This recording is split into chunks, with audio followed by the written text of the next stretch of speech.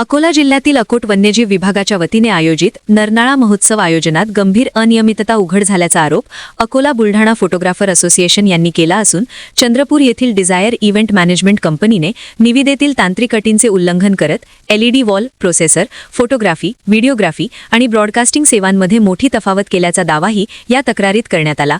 आवश्यक उपकरणे व मनुष्यबळ न पुरवता शासनाची दिशाभूल करून लाखो रुपयांचा आर्थिक गैरव्यवहार केल्याचा गंभीर आरोपही अकोला बुलढाणा फोटोग्राफर असोसिएशनकडून करण्यात आला। तर या प्रकरणी तत्काळ प्रत्यक्ष पाहणी करून चौकशी करावी आणि कंपनीचे देयक थांबवावे आणि संबंधित कंत्राटदाराला काळ्या यादीत टाकावे अशी मागणीही यावेळी करण्यात आली। जर या मागणीकडे प्रशासनाने लक्ष दिलं नाही तर आम्हाला न्यायालयाचा दरवाजा ठोकावा लागेल अशी भूमिकाही फोटोग्राफर असोसिएशन घेईल। मी 15 तारखेला उद्घाटन दिवशी सुद्धा गेलो होतो आणि काल सुद्धा गेलो होतो।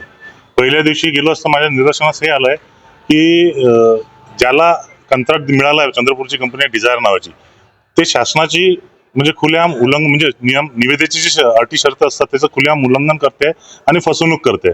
जसं निविदेमध्ये ज्या वस्तू माझ्याशी निगडित आहेत, जसं फोटोग्राफी आणि व्हिडिओग्राफी संबंधित, ब्रॉडकास्टिंग संबंधित, ती गोष्ट माझ्या एक लक्षात आली की त्यांनी जे निविदेमध्ये दिलेलं आहे त्या वस्तूने लावता त्याच्यापेक्षा कमी दर्जाच्या आणि कमी क्वांटिटीच्या वस्तू लावल्यात।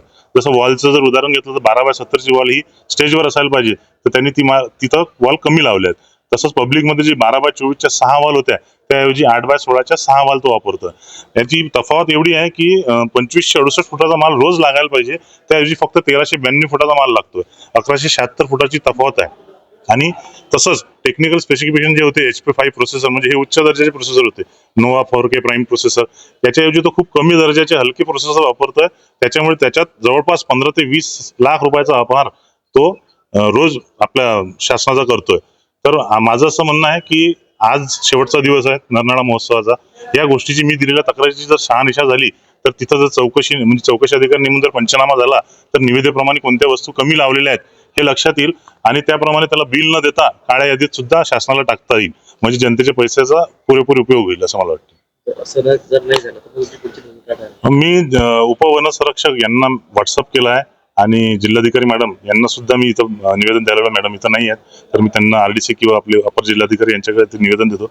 जर समजा त्यांच्याप्रमाणे असं नाही झालं, वनसंरक्षक म्हणे मैं 4-5 बजे आपका व्हॉट्सअप देखूंगा, मेरे पास अभी टाइम नहीं है, तर जर समजा असं नाही झालं तर मग कोर्टाची जे दरवाजे आहेत ते आमच्यासाठी मोकळे आहेत।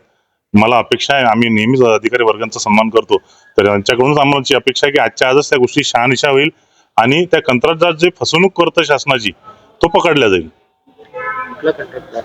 चंद्रपूर येथील डिझायर नावाची कंपनी आहे, त्यांच्याकडे हे कंत्राट मिळालेलं आहे।